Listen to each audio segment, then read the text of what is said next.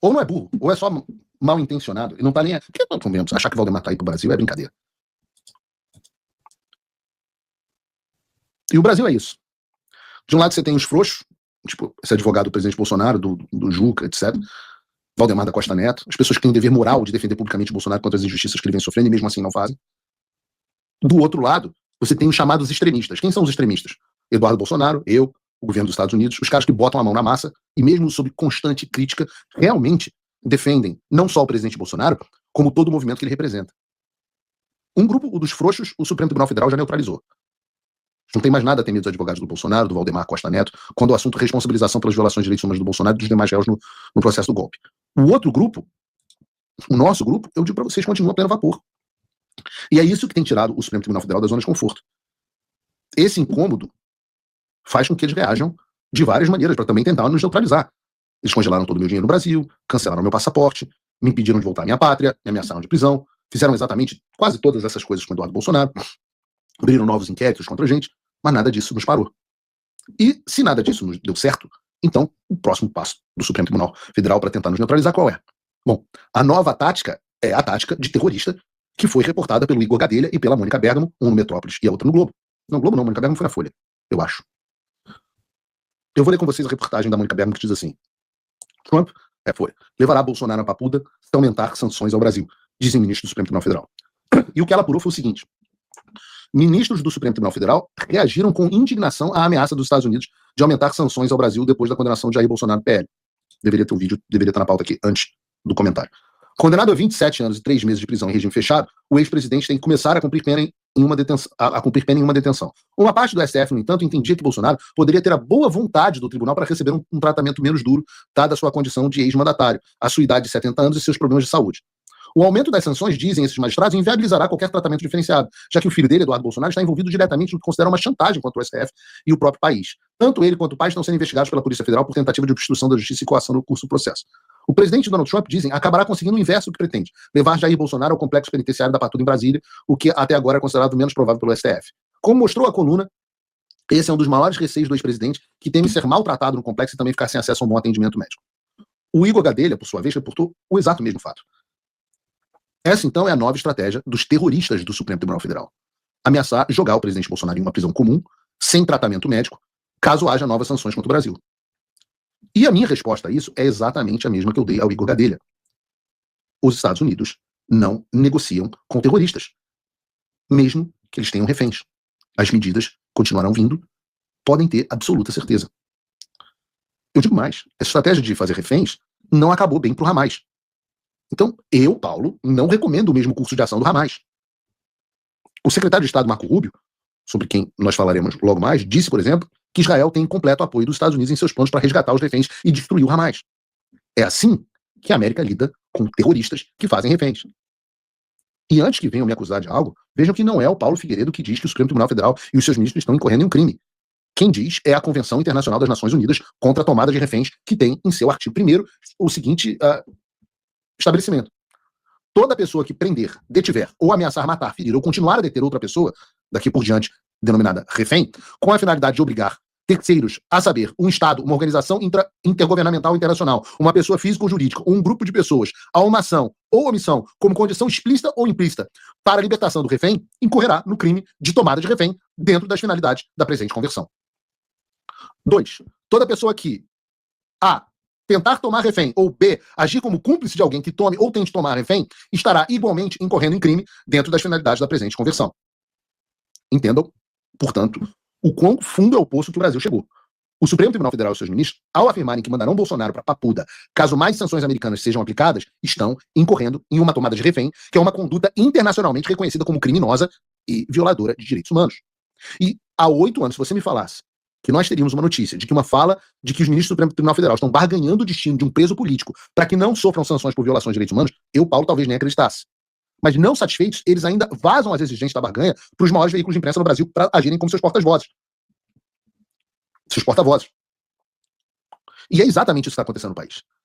Para todos os efeitos, então, nós temos um cenário político em que o principal líder do Brasil está sendo feito de refém pela Corte Constitucional. Puta, mas nem na China, velho. Não, na China eu acho que não faria um troço desse. Eu não sei. Respondam aí no chat se vocês acham que o Partido Comunista Chinês faria uma coisa dessa. Curtam, por favor, o vídeo. O negócio de curtir é mega importante. O que os caras não estão entendendo, e o que eu venho dizendo há muito tempo, é o seguinte: nós estamos em guerra total e nenhum passo vai ser dado para trás. O nosso objetivo aqui é a vitória. E nós não vamos aceitar nada menos do que a vitória. Ou vocês acham que os americanos iam ver cidadãos e empresas americanas sendo ameaçados e um dos maiores líderes políticos do Ocidente e todo o seu movimento político que ele representa, sofrendo uma perseguição implacável, e eles não fariam nada? Os Estados Unidos de Donald Trump. Claramente, os apoiadores do Alexandre no Supremo Tribunal Federal não estão acostumados com um país e um presidente que levam a sério a ideia de terra dos livres e casa dos corajosos. E vejam como os americanos reagiram à condenação do presidente. O secretário de Estado, Marco Rubio, escreveu assim: as perseguições políticas conduzidas pelo sancionado violador de direitos humanos Alexandre de Moraes continuam, já que ele e outros membros da Suprema Corte do Brasil decidiram injustamente pela prisão do ex-presidente Jair Bolsonaro. Os Estados Unidos responderão a esta caça às bruxas de forma adequada.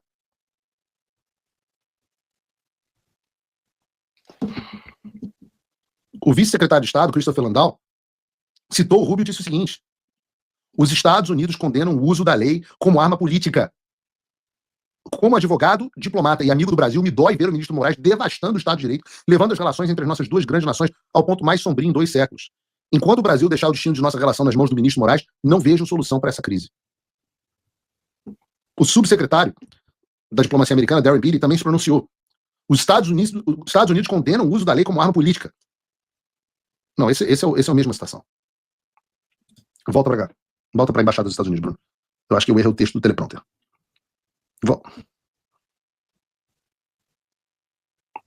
Não, é a mesma coisa.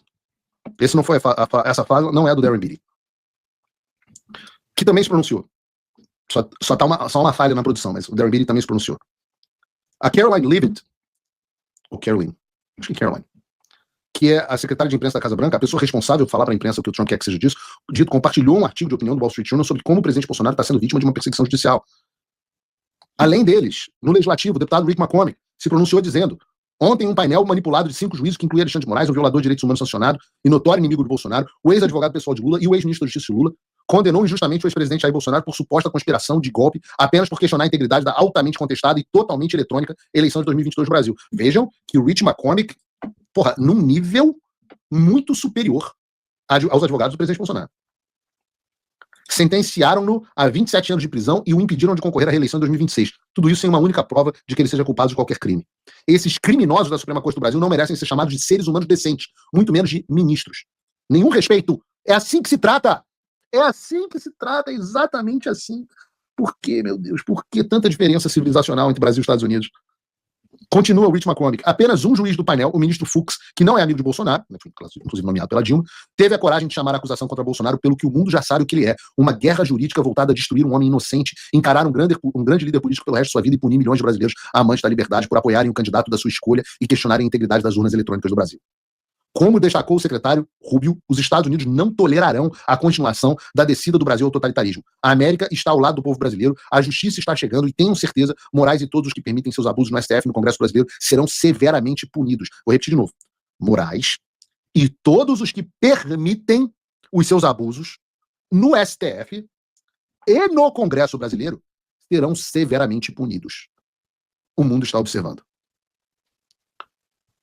Maria Elvira Salazar também colocou muito melhor. O que vocês acham assim? Comparado a Valdemar e a defesa do Bolsonaro, o que vocês acham de 0 a 10? O que dá para dizer disso é que se vocês acham que fazer o presidente Bolsonaro de refém vai mudar a postura de alguém aqui, eu quero dizer muito claramente, vocês estão muito enganados. Pelo contrário, quanto mais vocês fazem essas coisas, mais alinhados nós ganhamos aqui nos Estados Unidos e mais recentemente também na Europa. Mas se mesmo depois disso tudo que eu mostrei a você, você não acreditar que os Estados Unidos não irão recuar, vejam o vídeo do Marco Rubio ontem para Fox News. Bota aí pra gente. The rule of law is breaking down. You have these activist judge, one in particular, that not only has gone after Bolsonaro, by the way, he has tried to carry out extraterritorial claims against even American citizens or against someone posting online from within the United States, and has actually threatened to go even further in that regard. So there's going to be a U.S. response to that, and that's what we'll have some announcements in the next week or so about what additional steps we intend to take. But it's not, the trial is but one more chapter of a growing sort of judicial oppression campaign that has tried to reach American companies and even people operating out of the United States.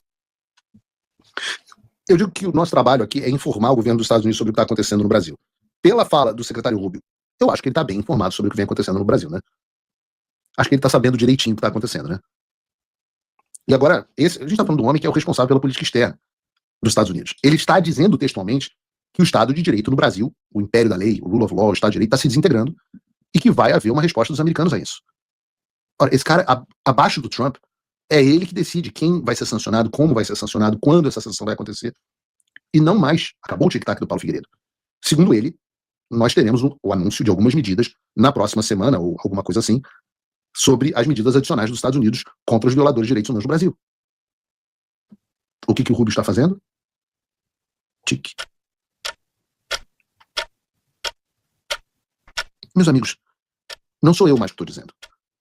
Marco Rubio está dizendo que vem mais coisa por aí. Eu não vou cravar que vai ser nessa semana ou na próxima, eu acho até que deve ser nessa. Tá, meu palpite. Que vem mais coisa pesada. E quando eu falo pesado, é pesado mesmo. Não sou eu quem decide. Não vou falar mais.